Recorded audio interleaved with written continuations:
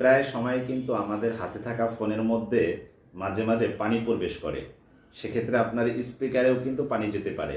তো যদি আপনার ফোনের স্পিকারে সামান্য পরিমাণে পানি যেয়ে থাকে, সেক্ষেত্রে আপনি মোবাইল সার্ভিসিং সেন্টারে না গিয়েও কিন্তু কাজটা বাড়িতে করতে পারেন। তো চলুন আমি আপনাদেরকে দেখিয়ে দিচ্ছি কিভাবে আপনার ফোনের স্পিকারে যাওয়া পানি সহজেই বের করতে হয়।